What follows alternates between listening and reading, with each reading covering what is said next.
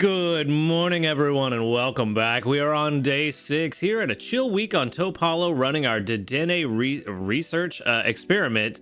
As you can see, we are going to start off with a very high amount of sneaky snacking, 32,598. That's because I made some changes to the team right before I went to bed last night. Gardevoir actually triggered very well yesterday, and the team was at like 110% energy. So left a Dedenne on the team to continue collecting triggers, left Victory Bell on the team to continue collecting tomatoes because that was the one thing we were short on, and yeah, swapped in for some other good Pokemon. I feel like Suicune was kind of a bad idea. I was kind of running a little side experiment at the same time. Probably a bad idea to run 2 experiments at the same time, but you know, I thought I could get away with it. I thought Suicune would help, or Raikou, because I did kind of switch them out throughout the week, but I really think it was just not helpful in the long run. A little late in the week to correct that mistake, but it is an experiment week, so, you know, now's the time to make mistakes. But 32,598 sneaky snacking, that is going to push us into, I believe this is Master 8 now. No, Master 9. Okay. So even with the mistakes and running an experiment, we're still at Master 9 with a 59% area bonus. So things are still working out. But we did get 100 sleep points. It's going to put us at 3,977.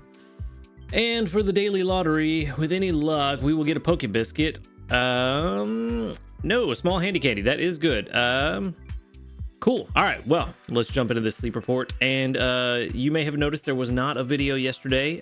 For those of you that have not seen yet, I was in the middle of recording, about 2/3 of the way done. I was pretty much through my entire sleep report, and my power turned off. And when it came back on, I checked the video file and it was corrupted. So all of that was lost, and there was unfortunately no way to recover it. So that's why there was no video yesterday. But hopefully today, that's looking like a dozing, probably, unfortunately. Yep, I really need that slumbering. I think it still would have been balanced, even if we had a little bit less dozing, but really wanted that slumbering to try to find another Onyx, because we do need some.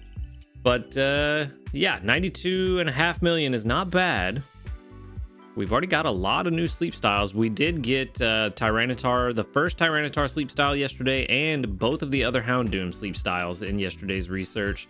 So got quite a bit. What about today? Are we going to get more today? There's another Tyranitar, the same one that we had yesterday, actually. We did get one new sleep style. So we've got Ghastly, Ekans, Gulpin, Sableye, Krogunk, Tyranitar, and Houndoom again. Basically, it feels like if you get dozing, you're guaranteed to get Houndoom in a way. That's 3 days in a row I've seen it on dozing. But what is this new? Oh, the new one is Banette. Okay, Big Laugh Sleep, the 3-star. Nice. Very nice. I don't think this is the first one. I think I've seen Banette before. That was cool. Oh yeah, this is definitely not the first one. This is the last one. Banette is all done in the sleep decks. And yeah, we're making it through so many new sleep styles this week that it's kind of making me rethink coming to Topalo for the sleep decks event, because I was thinking this was the best one, since this is the one where I have the most opportunity to see new stuff. But we've seen so many new ones in the last few days, I don't even know if it's worthwhile. Ekans is hungry, and I wouldn't mind catching another one. I do need a better one. But let's see. There is a Krogunk though, and that I think is a higher priority. It is a higher priority, but not... I don't know that the priority of getting more oil actually outweighs feeding a hungry Pokemon. There is a chance that the old gold power plant has poison berries. There is a chance. I know we've been talking about speculation over the last few days on what we think old gold power plant's gonna have. Given that the original power plant in Generation 1 was had electric and poison types, and technically steel, but steel type didn't exist in Gen 1, but Magnemite was there and became steel type, so roundabout way, electric, steel, poison. It is possible that they just go with the Gen 1 types So I think we do feed the Ekans, because I don't want to use any regular Pokebiscuits, so there's no guarantee I'd even catch the Krogunk today on top of that. And we do need a Poison Berry Specialist. Although I'm pretty sure that if it does have Electric Berries, it's just going to get outshadowed by Raichu anyway. But, we'll see. To that end, with the speculation of what's going on with OGPP and what it's going to have, I've seen a lot of comments with people with some interesting ideas. Somebody mentioned Electabuzz being one, and I think that's a really good idea for an Electabuzz to come in, and I really would like to see Electivire be a better berry specialist than Raichu, but it's one you have to put in work for, because we don't know how they're going to implement the new Pokemon that have to evolve with an item. I believe it's called the Electorizer, that you need to evolve an Electivire, or an Electabuzz to Electivire.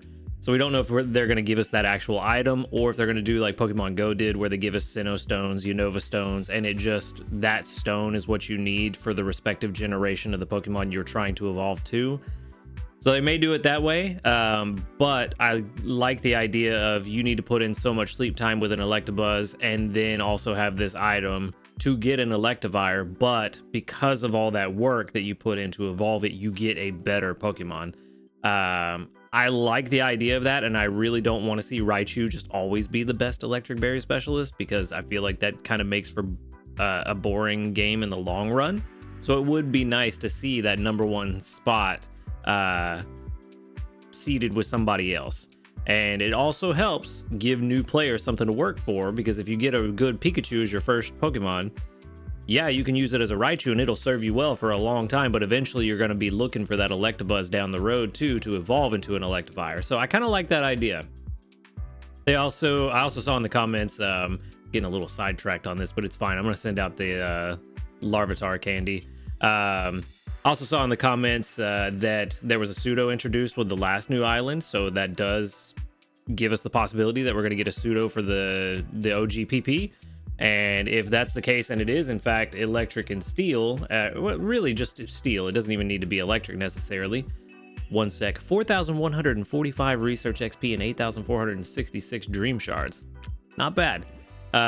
Steel types with pseudo legendary could be Beldum and Metagross, which is possible. That's a pretty solid idea, and I kind of like the idea of whenever we get a new island, we get a new pseudo legendary. I think eventually that would run out. We'd run out of pseudo legendaries, I think, but not for a while. We could get several islands, probably like 10 islands at this point or more, maybe close to a dozen islands where we get new pseudo legendaries with each island. And I kind of like that idea. I think that would be a really interesting thing to do.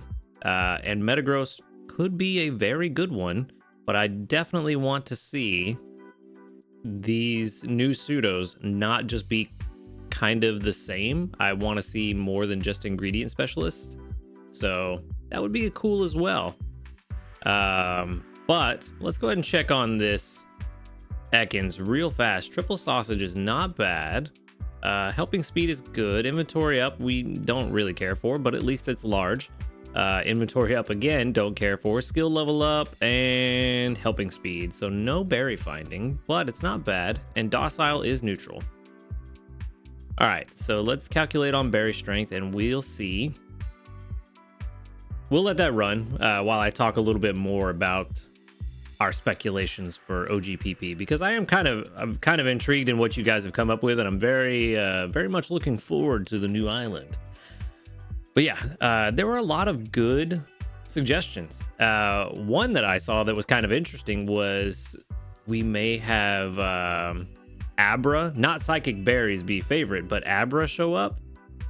I don't know how much I subscribe to that. I mean, it would be interesting. I like the idea of it being something we don't expect. But I think it's one of those like 1% things, like a lot of my ideas. For example, not having electric at OGPP at all is one of my ideas that I think is a very small, less than 5% chance they're going to do it. But It would be interesting. I would like to be surprised. So if they do it, I would be happy in that sense. And Abra and Alakazam are super powerful Gen 1 Pokemon, so it would be interesting to see what they do with them in this game, and if they make them lived up. Oh wow, software update ready to install. Interesting, cool beans. But yeah, that could be cool. What would be really cool is if the website wasn't taking entirely too long to finish this calculation. Right there, where's it at? There it is. It's running super slow these last few days. But yeah, I'm looking forward to the OGPP. Seems like a lot of other people are. Got some interesting ideas. Please continue to tell me your ideas in the comments, because I do enjoy reading your speculations and theories. So let me know. They are very fun. I'm going to go ahead and move on. This is taking entirely too long, and we are probably not keeping this Ekans. I'm pretty sure that our other one is slightly better, but I don't know. I will need to compare them. But we're going to move on before we just sit here talking about all this. Another 1047 sneaky snacking. Is that news or is that a medal? It is no new news, but it is a medal. What did we get? Number of times sleep tracking started within 30 minutes of the previous day's start times. 230. We got 15 diamonds for that. Cool. Nice. Like to see it. Okay, so now we need to figure out, did my team do what I wanted? Let's see. Dedenne, you are the one. The tomatoes are the big question. 21 of them. Good, because we were super lacking on tomatoes. Dedenne did not trigger. Marowak triggered. We're going to leave his inventory full for now. And then I'm going to go ahead and make breakfast, because the tomatoes were all we needed. We have a currently 20% chance of getting an extra tasty. So let's see. We did get an extra tasty yesterday for lunch. So still maintaining that 1 per day average, which is good. An average of 1 per day is actually very good for Dedenne. Replacing a berry specialist for me this week is bringing me an extra 40,000 per day. So that's fine. If we could get that average even higher, maybe 1.5 or 2 times a day, then we're talking about a significant increase in the amount of strength that Dedenne brings into the team in replace of a berry specialist.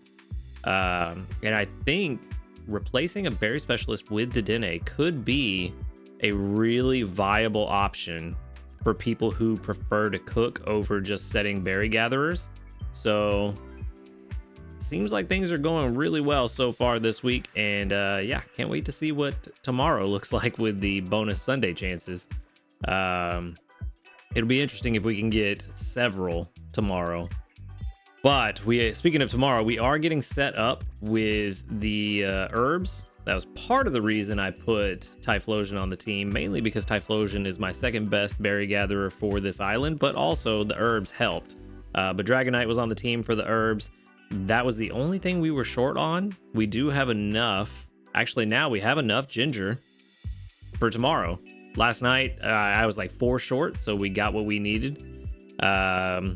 We have enough corn. We have enough sausage. And we have not enough herbs for breakfast and lunch. So we'll leave Dragonite on the team for now. Let's see how we're looking on the butter curry. We have enough potatoes for lunch. We need to get our potato cat back in. So I think we can swap. Yeah, we should probably swap Typhlosion out for the potato cat. We can leave the Victory Bell. We have enough milk and cocoa to last the rest of today, so we don't have to worry about that. So we just need potato cat and Victory Bell to get the potatoes and tomatoes. And then we can leave Dragonite on the team for the herbs for tomorrow. And once Dragonite is done getting our herbs for tomorrow, we can swap it out for Charizard, which is actually my 3rd best berry gatherer, but that will also help us just get a bunch of ingredients in general. And then once we get the tomatoes and potatoes, we can swap in for more berry specialists, maybe even swap in the second Dedenne as well, just to give us a little bit extra chances on that extra tasty. But for now, things are going very well. Did I collect from the Marowak? I did not mean to do that. Oh well. I meant to leave Marowak's inventory full, but I goofed. It happens. It's an experiment week. It's fine. Like I said earlier, if there's a time to mess up, it's while you're running an experiment. But before we move on to community reports, the Ekans final score 58 PR. So probably not good. But we did get 42 community reports with 1, 2, 3, 4, 5, 6, 7, 8, 9, 10, 11, 12, 13 that doubled up. Very nice. Very nice. I kind of feel like I'm all over the place today and just kind of, my brain is just here and here and here and here. But anyway, we did get a level up, level 2. Very nice. Small ingredient ticket. Good. I now have 1 in my bag. I need those for some reason. But we are doing very well. It's lunchtime, but as we saw already, we don't have the tomatoes, so it's fine. We're not making lunch just yet. But for now, we are at least at 1 million strength, which is not bad for the experiment we've been running all week. I feel like we could probably be Master 12 by now if I hadn't tried to use the Suicune and Raikou. If I had stuck with a proper berry specialist or not had to take that strategic L by having my ingredients taken care of first, we probably could have been at Master 12. I mean, taking that strategic L cost us about 40 grand. So that's 1,050,000 at least. So we would at least be Master 10 by now. Yeah, we're doing pretty well. Let's see, what is our current record here? What would we consider success of the Dedenne experiment at this point? And this is just a Dedenne with level 2. Imagine if we had a Dedenne that was actually properly invested in with the right amount of seeds and had its main skill level 6. This is our current record, so we actually beat our record here running this experiment. So that's good. Both a testament to having better ingredient gatherers and the extra tasties that we've gotten. So yeah, I would say it would be a rousing success if we could get to Master 15, but I think that's a very, very small likelihood of us doing that. We'd have to be very lucky with our extra tasties tomorrow. But I think if we can make it to Master 13, we could call this a true success. Just, it's successful if we get to Master 13, I think we could say. Which I definitely think, like I was saying a minute ago, if we hadn't goofed around with the Suicune and Raikous, we could have probably gotten to Master 15 more easily. But yeah, we're doing all right for now. I'm happy with the way Dedenne itself has been performing, and the fact that we've gotten 1 extra tasty per day consistently shows that there is potential. And this is a subpar Dedenne. It's not even the best. It is PR 93, but that's only because of the investments that we made in it. I did have to put 2 sub-skill seeds to get Helping Speed M and Skill Trigger M, and it doesn't even have Skill Trigger on the nature.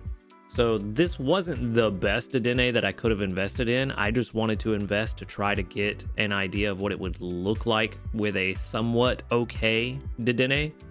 And so if you have a better Dedenne than I do, and there's a pretty decent chance you do, or you find one that you can invest a little bit in to make better than this one, because the big downside to my Dedenne, it doesn't have skill level up as a sub skill, and it doesn't have skill trigger on its nature. So